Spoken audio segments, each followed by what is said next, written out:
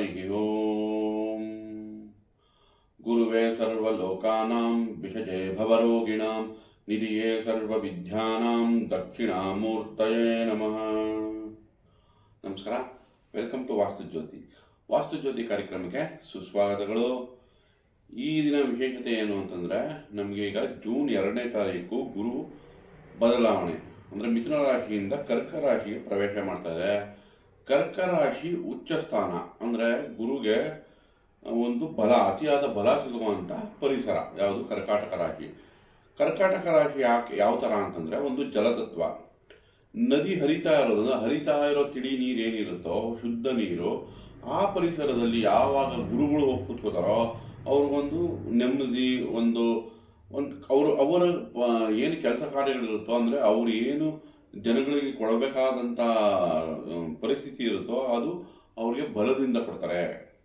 ನೋಡಿ, ಗುರು ಈಗ ಅವರಿಗೆ ಬೇಕಾದಂಥ ಪರಿಸರಕ್ಕೆ ಹೋಗ್ತಾ ಇದ್ದಾರೆ. ಅಂದರೆ ಕರ್ಕಾಟಕ ರಾಶಿ ಹೆಂಗೆ ಅಂದರೆ, ಶುದ್ಧ ಹರಿಯುವ ನೀರಿದ್ದಂಗೆ. ಜಲತತ್ವ, ನದಿ ಶುದ್ಧವಾಗಿರುತ್ತೆ. ಅಲ್ಲಿ ಯಾವ ಗುರುಗಳು ಕೂತ್ಕೋತಾರೆ ಹೋಗಿ, ಆಗ ಅವ್ರಿಗೆ ಮನಸ್ಸು ಉಲ್ಲಾಸವಾಗಿರುತ್ತೆ. ಆಗ ನಮ್ಮಂಥ ಭಕ್ತಾದಿಗಳು ಕೇಳಿದ್ದೆಲ್ಲ ಸಿಗೋಕ್ಕೆ ಚಾನ್ಸ್ ಜಾಸ್ತಿ ಆಗುತ್ತೆ. ಸೊ ಹಾಗಾಗಿ ಅಲ್ಲಿ ಉಚ್ಚ ಸ್ಥಾನ ಅಂತ ಕರೀತಾರೆ. ಯಾಕೆ, ಈಗ ನೋಡಿ, ಎಲ್ಲ ದೇವಸ್ಥಾನಗಳಾಗ್ಬೋದು ಅಥವಾ ಋಷಿಮುನಿಗಳಾಗ್ಬೋದು ನದಿ ತೀರದಲ್ಲೇ ಅವ್ರದ್ದು ಸಮಯ ಜಾಸ್ತಿ ಕಳೀತಾ ಇದ್ರು.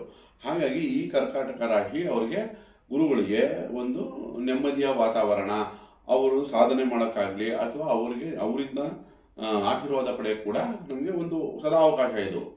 ಅದರಲ್ಲೂ ನೋಡಿ, ನಮಗೆ ಕರ್ಕ ರಾಶಿ, ಆಮೇಲೆ ವೃಶ್ಚಿಕ ರಾಶಿ, ಮೀನ ರಾಶಿ ಜಲತತ್ವ ಆಗುತ್ತೆ. ಹಾಗಾಗಿ ಜಲತತ್ವದಲ್ಲೇ ಕನೆಕ್ಟ್ ಆಗಿರೋದ್ರಿಂದ ಅನ್ನೊಂದು ವಿಶೇಷತೆ ಏನು ಅಂದರೆ, ಮೀನ ರಾಶಿಯಲ್ಲಿ ಶನಿ ಕೂಡ ಸಂಚಾರ ಮಾಡ್ತಾ ಇದೆ. ಸೊ ನಮ್ಗೆ ಇಲ್ಲಿ ಗುರು ಭಾಗ್ಯ ಅಂದರೆ 9ನೇ ಮನೆ ದೃಷ್ಟಿ ಶನಿ ಮೇಲೆ ಬೀಳ್ತಾ ಇದೆ. ಶನಿಯಿಂದ ಪಂಚಮದಲ್ಲಿ ಗುರು ಇದೆ. ಹಾಗಾಗಿ ಇಲ್ಲೇನಾಗ್ತಿದೆ, ಧರ್ಮ ಕರ್ಮಾಧಿಪತಿ ಯೋಗ ಕ್ರಿಯೇಟ್ ಆಗ್ತಾ ಇದೆ. ಸೊ ಇದ್ರ ಬೆನಿಫಿಟ್ಟು ಈ 3 ರಾಶಿಯವ್ರಿಗೆ ಖಂಡಿತ ಸಿಗುತ್ತೆ. ಈಗ ಮೀನರಾಶಿಯವ್ರಿಗಾಗ್ಬೋದು, ಕರ್ಕ ರಾಶಿ ಆಗ್ಬೋದು, ವೃಶ್ಚಿಕ ರಾಶಿಯವರಿಗೆ ಈ ಜೂನ್ 1ರಿಂದ ಅಥವಾ 2ರಿಂದ ಇವರಿಗೆ ಈ ಬೆನಿಫಿಟ್ಸ್ ಅಂದರೆ ಇದರಿಂದ ಲಾಭನ ಅವರು ಖಂಡಿತ ಪಡ್ಕೋಬೋದು. ನಾವಿವಾಗ ಡೀಟೇಲ್ ಆಗಿ ನೋಡೋಣ. ಈಗ ನಕ್ಷತ್ರಗಳು, ಯಾವ್ಯಾವ ನಕ್ಷತ್ರದಲ್ಲಿ ಈಗ ಸಂಚಾರ ಮಾಡುತ್ತೆ ಗುರು, ಅದರಲ್ಲೂ ಪ್ರಮುಖವಾಗಿ ನೋಡಿ 5 ತಿಂಗಳು ತಗೋಣ. ಮೊದಲನೇ 5 ತಿಂಗಳು, ಯಾಕಂದರೆ ನಮಗೆ ಅಕ್ಟೋಬರ್ 31 ಆದಮೇಲೆ ಅದು ಸಿಂಹರಾಶಿ ವಕ್ರೀಯವಾಗಿ ಸಂಚಾರ ಮಾಡುತ್ತೆ.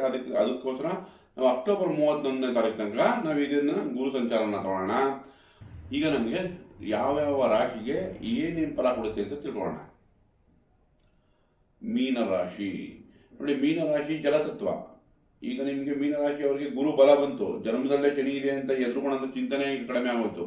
ಈ 5-6 ತಿಂಗಳಲ್ಲಿ ಏನಿದೆಯೋ ನಿಮ್ಗೆ ಅದು ಮತ್ತೇನೋ ತೊಂದರೆಗಳು ಶುರುವಾಗಿದ್ರೆ ಅದು ಸರಿ ಹೋಗೋ ಸಮಯ. ಏನಾನ ಸಾಲಕ್ಕೆ ಹಾಕೊಂಡಿದ್ದೀನಿ ಅಥವಾ ಏನಾನ ಪ್ರಾಬ್ಲಮ್ ಇದೆ ಅಂದರೆ ಅದು ಸಾಲ್ವ್ ಮಾಡುತ್ತೆ 5 ತಿಂಗಳಲ್ಲಿ. ಬಟ್ ನೀವು ಕೂಡ ಅದು ಸ್ವಲ್ಪ ಯೋಚನೆ ಮಾಡಿ ಕೆಲಸಗಳು ಮಾಡಬೇಕು. ಸಾಲ ಮಾಡೋಕ್ಕೆ ಹೋಗಬಾರ್ದು, ಸ್ವಲ್ಪ ಯೋಚನೆ ಮಾಡಿ ಕೆಲಸ ಮಾಡಿ. ಮೀನರಾಶಿಯವರು ಜನರಲಿ ತುಂಬ ಒಂಥರ ಸಾಗರ ಇದ್ದಂಗೆ ಅದು. ಇದು ಹೆಂಗೆ ಕರ್ಕರಾಶಿ ಹರಿಯೋ ನೀರಾದರೆ, ನದಿ ಆದರೆ, ಮೀನರಾಶಿ ಸಮುದ್ರ ಅದು ಮೋಕ್ಷ ಸ್ಥಾನ. ಹಾಗಾಗಿ ಮೀನರಾಶಿಯವ್ರಿಗೆ ಬುದ್ಧಿವಂತರೆ, ಆದರೆ ಸ್ವಲ್ಪ ಎಮೋಷನಲ್ ಆಗಿರೋದ್ರಿಂದ ಧಾರ್ಮಿಕತೆ ಜಾಸ್ತಿ ಆದರೂ ಕಷ್ಟ ಆಗುತ್ತೆ. ಅದಕ್ಕೆ ಶನಿ ಈಗ ಪಾಠ ಕಲಿಸಕ್ಕೆ ಬಂದಿರೋದು, ಅತಿಯಾಗಿ ದಾನ ಧರ್ಮದಲ್ಲೂ ಯೋಗ್ಯರಿಗೆ ದಾನ ಧರ್ಮ ಮಾಡಿ ಅಂತ ಹೇಳ್ತಾ ಇದೆ ಅಷ್ಟೇ. ಸೊ ಹಾಗಾಗಿ ಈಗ ಗುರು ದೃಷ್ಟಿ ನಿಮ್ಮ ಶನಿ ಮೇಲೆ ಬೀಳ್ತಿರೋದ್ರಿಂದ ಆರೋಗ್ಯದಲ್ಲಿ ವೃದ್ಧಿ, ಕೆಲಸ ಕಾರ್ಯದಲ್ಲಿ ಸ್ಟೆಬಿಲಿಟಿ ಸಿಗುತ್ತೆ. ಸೊ ನಿಮ್ಗೆಲ್ಲ ರೀತಿ ಅನುಕೂಲ ಮಾಡಿಕೊಡ್ತಾ ಇದೆ ಈ 5 ತಿಂಗಳು. ಸೊ ಈ 5 ತಿಂಗಳನ್ನು ನೀವು ಬೇಸ್ ಮಾಡಿ ಇಟ್ಕೋಬೇಕು. ಯಾಕಂದರೆ ನಂತರ ಅದು 6ನೇ ಮನೆಗೆ ಹೋಗುತ್ತೆ. ಯಾವಾಗ ನಿಮಗೆ ಡಿಸೆಂಬರ್ ನಂತರ ಯಾವಾಗ ಅದು ಸಿಂಹರಾಶಿಗೆ ಪ್ರವೇಶ ಮಾಡುತ್ತೋ, ಸ್ವಲ್ಪ ಕೆಲವು ಕಾಲ ವಕ್ರೀಯವಾಗಿ ಸಂಚಾರ ಮಾಡುತ್ತೆ, ಆಗ ಮತ್ತೆ ನಿಧಾನ ಆಗುತ್ತೆ. ಹಾಗಾಗಿ ಈ 5 ತಿಂಗಳನ್ನು ನೀವು ಶುಭವಾಗಿ ಯೂಸ್ ಮಾಡ್ಕೋಬೇಕು. ಆದರೂ ಜನ್ಮಶನಿಯನ್ನು ಸ್ವಲ್ಪ ನಿಧಾನ ಮಾಡೋದ್ರಿಂದ ಶನಿಗೆ ನೀವು ಶಾಂತಿ ಮಾಡಬೇಕು. ಶನಿಗೆ ಪರಿಹಾರ ಯಾವ ಥರ ಮಾಡೋದು? ಎಳ್ಳೆಣ್ಣೆ ದೀಪ ಹಚ್ಬೋದು. ರಾಮರಕ್ಷಾ ಸ್ತೋತ್ರ ಹೇಳ್ಕೊಳ್ಳಿ. ಶ್ರೀರಾಮ ರಾಮ ರಾಮೇತಿ ರಮೇ ರಾಮೇ ಮನೋರಮೆ ಸಹಸ್ರನಾಮ ತತ್ತುಲ್ಯಂ ಶ್ರೀರಾಮನಾಮ ವರಾನನೆ. ಒಂದು 21 ಬಾರಿ ಹೇಳ್ಕೊಳ್ಳಿ ರಾಮರಕ್ಷಾ ಸ್ತೋತ್ರ. ಹನುಮಾನ್ ಚಾಲೀಸ ಹೇಳ್ಬೋದು. ಇಲ್ಲಾಂದರೆ ನೀಲಾಂಜನ ಸಮಾಭಾಸಂ ರವಿಪುತ್ರೇಮಾಗ್ರಜಂ ಛಾಯಾ ಮಾರ್ತಾಂಡ ಸಂಭೂತಂ ತಂ ನಮಾಮಿ ಶನೈಶ್ಚರಂ. ಒಂದು 21 ಬಾರಿ ಹೇಳ್ಕೊಳ್ಳಿ. ಇದರಿಂದ ಖಂಡಿತ ನಿಮಗೆ ಲಾಭ ಪಡ್ಕೋಬೋದು. ಶನಿಯಿಂದ ಕೂಡ ಸಹನೆ ಶಾಂತಿ ಮೊದಲನೇದಾಗಿ ಇಟ್ಕೊಂಡ್ರೆ ಇದು ಎಲ್ಲ ರೀತಿಯೂ ನೀವು ಹ್ಯಾಂಡಲ್ ಮಾಡ್ಬೋದು.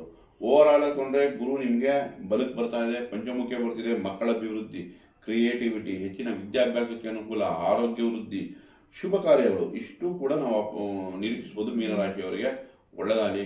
ದಯವಿಟ್ಟು ಈ ವಿಡಿಯೋ ಇಷ್ಟ ಆಗಿದ್ದಲ್ಲಿ ಲೈಕ್ ಮಾಡಿ, ಶೇರ್ ಮಾಡಿ, ಸಬ್ಸ್ಕ್ರೈಬ್ ಮಾಡಿ. ಧನ್ಯವಾದ.